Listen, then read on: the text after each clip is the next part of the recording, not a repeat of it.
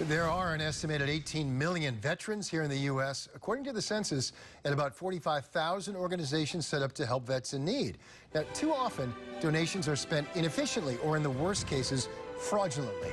Spotlight on America's Audrey Elnashar reports on efforts to bring transparency to a largely unchecked system.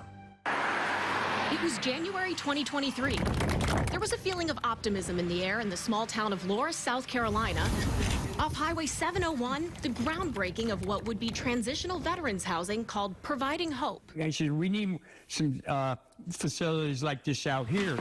Bruce Donegan was there, a Vietnam War Navy veteran and department commander of the South Carolina American Legion. He never stopped serving his fellow vets. He had high hopes for what this place would bring. Like, people can stay overnight once or twice. They can get counseling. They can get learn how to do interviews. After the groundbreaking, there wasn't much else. The CEO of Providing Hope VA, James Earhart, pleaded guilty in July 2024 to a federal money laundering charge after taking hundreds of thousands of dollars in donations to pay his own salary and personal expenses. I just shook my head and said, I don't believe this is happening. Donegan worries Earhart hurt more than just his small town. It makes other people that want to, the public that want to donate, kind of leery. The watchdog group Charities for Vets lists over a dozen examples of fraudulent or at the very least wasteful activity by registered veterans charities all over the country. They comb through the finances of America's top 100 veterans charities. Which ones are the most efficient and effective in getting those hard-earned dollars that Americans donate to the veteran themselves? To get on Charities for Vets recommended or highly recommended lists, a nonprofit has to meet certain criteria, including spending at least 75% of its annual budget on programs that directly serve veterans, filing tax forms on time, demonstrating transparency, and following through on their mission. The best examples had more than 90% going directly to vet programs.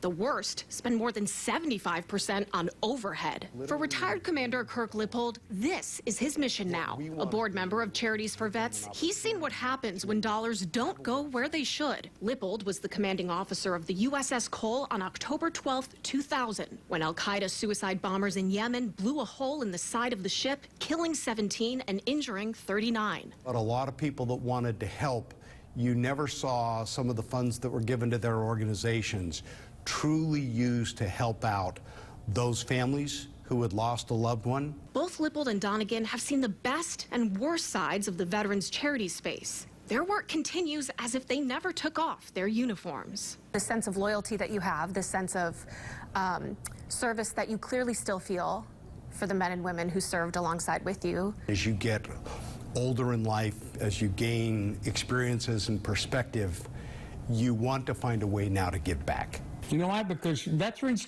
we understand each other. We have that special bond that would never go away. You can find a link to the Charities for Vets website at spotlightinvestigates.com. For Spotlight on America, I'm Audrey Elnashar.